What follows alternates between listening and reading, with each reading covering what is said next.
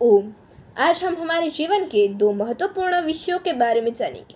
पहला यज्ञ और दूसरा संध्या।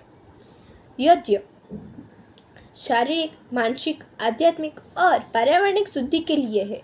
यज्ञ में मंत्रों के उच्चारण से हमें मानसिक और आध्यात्मिक शांति मिलती है। यज्ञ के 5 प्रकार होते हैं: ब्रह्मयज्ञ, देवयज्ञ, पितृयज्ञ, बलिवेश्वर यज्ञ और अतिथि यज्ञ। उनमें से पहला ब्रह्मयज्ञ, जिनमें हम वेदों और हमारे 8 ग्रंथों का पठन पाठन और अध्ययन करके हम करते हैं और हम हमारे ऋषियों का सम्मान करते हैं। दूसरा है देवयज्ञ। हम पवित्र अग्नि में आहुतियाँ देकर हम हमारे जड़ देवताओं की पूजा करते हैं। यहाँ पर पूजा का अर्थ यह नहीं है कि हम उनके सामने आरती घुमाएं, पर इसका अर्थ यह है कि हम उनकी गुणों की वृद्धि हो और उनका सही से उपयोग हो। तीसरा है पितृयज्ञ। हम जीते जी हमारे माता पिता, गुरुजन को सेवा सत्कार और उन्हें सम्मान करें। चौथा है बलिवेश्वर यज्ञ। इसमें हम हमारे भोजन का कुछ हिस्सा पशु पक्षियों को देते हैं। पांचवा है अतिथि यज्ञ। इसमें हम अतिथियों का सेवा सत्कार और उनका सम्मान करते हैं।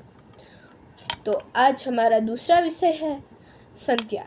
संध्या का महत्व शारीरिक, आत्मिक और सामाजिक उन्नति के लिए है, जिसके द्वारा व्यक्ति शारीरिक शुद्धि, मानसिक शांति और आध्यात्मिक उन्नति प्राप्त करता है। शारीरिक शुद्धि यानी नित्य स्नान, प्राणायाम, मानसिक शुद्धि यानी ध्यान और आत्मिक शुद्धि, आत्मिक उन्नति यानी ईश्वर की उपासना और प्रार्थना।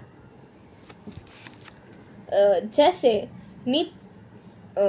शारीरिक और मानसिक शुद्धि यानी जैसे कि नित्य स्नान और आचमन से हम अपने शरीर और आत्मा को शुद्ध करते हैं। प्राणायाम जैसी श्वास संबंधित क्रिया तनाव कम करती है और शारीरिक ऊर्जा बनाती है। यह एकाग्रता बढ़ाने में मदद करती है, जिससे ध्यान और निर्णय लेने की क्षमता बढ़ती है। आत्मिक और आध्यात्मिक उन्नति यानी यह ईश्वर की स्तुति, ध्यान और प्रार्थना के माध्यम से व्यक्ति को मोक्ष के मार्ग की ओर ले जाता है। इस क्रिया से अज्ञान का नाश और ज्ञान की वृद्धि होती है। अनुशासन और सकारात्मकता। दिन में 2 बार संध्या करनी चाहिए। यह सूर्यास्त और सूर्योदय का संध्या करने का समय सूर्यास्त और सूर्योदय का है। यह मन की कई विचलनों पर नियंत्रण रखने में मदद करती है।